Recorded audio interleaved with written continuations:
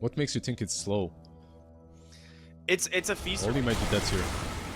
Yeah, that's a really nice grab, stuck inside of the calling, and PYW getting himself first blood on this Muerta. Further down, it's just gonna be new on the beast, on the Brewmaster. Terrorize into the silence, magnetize is out. They need to burst him and fast. Can they do it? In comes the Slark. They barely get the job done. Now in comes XM. Slark is dead. Your Slark is dead again. Instantly dies to the Avatos, and the roll in now here from this Morphling Abed will be able to get down to the low ground, but will they decide to chase is the question. Nice dodge on the Cursed Crown, but a Bramble will connect, continuing to chase her on jabs. Hook shot in, the turnaround. XM's got himself another. Oh boy, if that happened. Slark's actually TPing back in. They're going to get the silencer onto the Morphling, but off the mark with the roll. The Pounce tries to connect. They're trying to burst him in time. They get him. Palos pops the Shadow Dance, turning around onto XM, but he's going to actually retreat instead. Hook shot off the mark as here comes the Brewmaster. Doing a decent chunk of damage. The toss will help finish off Q, and with this, Ollie now on the run. Not looking too hot for him, though. Oh, it's just a 2-for-1. You get the Morphling. It's a pretty good kill. Well, the whole team smoking up behind him. They've got to get new fast, and they missed the silence. He's going to turn it around, and now with the rest of Xtreme Gaming coming out on the backside, the Pipe's going to buy Pugna a little bit of space, but it's still so much burst damage coming in from this team. Jabs on the run here on the Terrorblade, but the Cyclones caught him. They will surround him. His Sunder will even be able to use it. No, not this time. Two more kills. Do not have a fortification available, and Paulus is going to come back in. The silence not quite there, and he just turns himself into an Earthbird. He's going to get kicked back, but he waveforms away.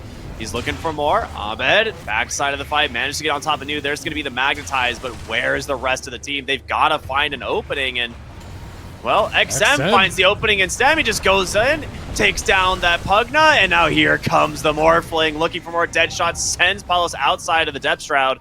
There's no roll to safety, and thanks to the buyback from this Pugna, they're going to back away. But Aurora, they need more here. They cannot afford to let them back out. The silence does catch the Morphling. Palos trying to go in, but where's his target? He actually hasn't found anybody. The whole Shadow Dance just being wasted. Clockwork's just going to fly away on his jetpack, and you buy back another hero here on this Dark Willow. There's just death. They're going to find Tiny here on the Slark, but he's actually just afraid of the Tiny. The roll in, it's too late. He's forced to BKB. Pop the Magnetize, will get the Muerta. A really nice grab. He's going to pop the split, looking for an opening. Slark is dead. He just got soloed by the Tiny. Okay, rightfully scared. We were saying, he's backing away, and, well, he's dead. XM just going from one hero to the next, it seems. I mean, this is game, right? Like, there's no buyback. This happens when all you have for stats is a Magic Wand and Axe. Sorry, and a Branch. Yeah, and that's kind of the thing I was talking about, where it's like, I don't like Slark into Tiny for this exact reason. It's like Tiny has historically been one of the hard counters to Slark for years. And you pick the Slark to try and win at 20 to 25 minutes. Like, that's your game plan when you pick the hero in a draft like this. You have to win your other lanes. They're going to go in, jab, silence up, hobbling away here. Slark does survive the burst this time, but you've lost the Terrorblade. They've got Abed stuck inside the cogs. He gets the Magnetize with his dying breath, but you popped all your BKBs. You got nothing left in the tank. That's GG. Game 1. Convincingly going the way of Xtreme Gaming at the moment, but there is always the tiny question of, will he one-shot? You get to the lane and it's already almost dead. Cool, Paulos, top side, trying to hobble away. The damage, it should be there. First blood goes to PYW once again on the Muerta. Exclamation point ticket in chat, enjoying some of the best teams in Belgrade for the main event. Top lane. Now, Paulos in some trouble. Does get the Pulverize into the Fear. Storm Spirit comes in, gets himself the kill. Now looking for Q as well. We'll do it. Double kill on the Storm Spirit. And now your Timbersaw's in trouble. Constantly silenced by the calling. Triple kill for XM. No TP. The early galvanized stack completed now. Yep. Q. Oh, Avalanche toss. The silence out from PYW. There's going to be the Atos. The hold on, Earth Splitter, hook shot in, they got the damage, but XM still lives. They cannot control the storm as they will go ahead and find themselves their first kill of the fight now. Looking for more, another dead shot sends back the backside. They take down top side. Flair's gonna connect, Avatos from Abed, trying to get the kill here on a PYW. He gets the Pierce the Veil off, in comes the Clockwork, but guess what? XM is here again on this Storm Spirit, and he just cleans them up. It's insane. 13 finished up on the Bristleback at level 15. XM's gonna go right in. The Avalanche, the toss, and just like that, they finally get a big kill. Hook. Great hook shot onto both supports, but the silence preventing him from following it up. There's gonna be the Pierce the Veil, the Cogs holding him in place, and the rest of the team needs to close the gap. They got it. Big wins here from Xtreme now. Or I'm sorry, from Aurora. I think Xtreme are reading this one pretty good. Oh, there's an Enchantress Centaur walking by like, all right, guys, I think they might be bottom. They're going to try and make it back to their ward. Smoke. Gonna pop. They see them. Jump in from Abed. Avalanche Toss finds both of the supports. A great way to start this fight, Q. Able to silence up the Primal Beast, but there's going to be his BKB. Primal Split.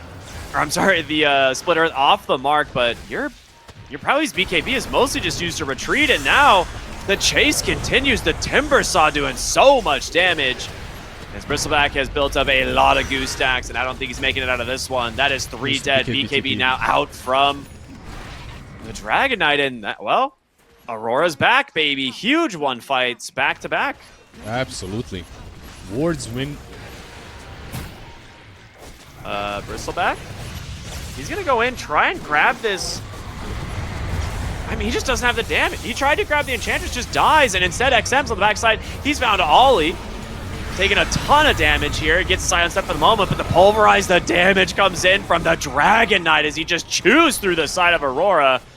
It's suddenly an 11,000 gold lead, and those impetus from downtown just don't arrive in time. It was so close. It was really, really damn close for Q to die. Like, he needs to... a freaking amplify damage rune. This is a potential really scary fight for the side of Aurora. They're right under a ward. They go in. Abed's gonna get caught but forced to BKB right away. The Avalanche Toss nearly deletes New, and he gets him, but now the break here, it connects onto the Bristle. In comes the Dragon Knight, the Dragon Tail, the break from the Silver Edge. He's so dang low, but can they finish the job? The Bloodstone's healing him up.